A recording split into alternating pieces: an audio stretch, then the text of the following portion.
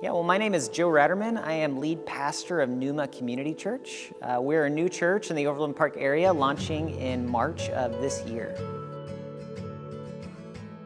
Well, for me, the church planting journey really began all the way back in college. It was shortly after coming to faith that I went out and I bought a Bible, and I would just fall asleep with it in my lap at night. And I remember these old stories that I had read growing up suddenly came to life. And it was one Saturday morning that me and my roommate were reading through the Gospel of Matthew, where it talks about whatever you do to the least of these, you do for me.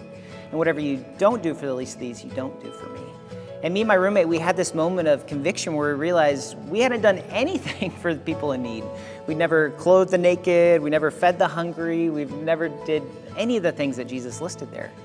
And so we decided to just take Jesus at his word, and we showed up at a homeless shelter and we began serving there. It was 1 day a week and then 3 days a week, and the next thing you know, we're literally there 5 days a week. And we were having so much fun that we started to invite our college friends to be a part of it. And next thing you know, we're literally having carloads full of homeless people being taken from this shelter to church with us week after week. And for me, it was this glimpse of what church could be, a place where everybody belongs, a place where everybody uses their gifts and their abilities, where everybody has something to offer. A question I often get is, why Numa? Why Numa Community Church?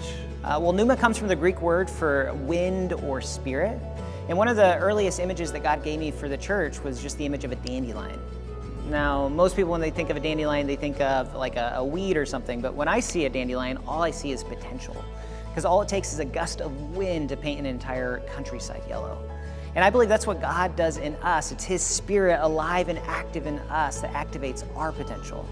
And in that way, what's most important isn't necessarily that we gather here on Sundays, but it's the ways that we scatter throughout the city to be his hands and feet.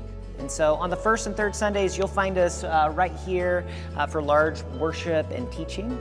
But on the second and fourth Sundays of the month, we actually gather in small groups scattered throughout the city. These groups of 6 to 12 are the places where people go deep, where they have meaningful conversation, where they share a meal. We believe that small groups are the bread and butter around here. Well, wherever you're at in your spiritual journey, we'd love to invite you to check things out at Numa Community Church.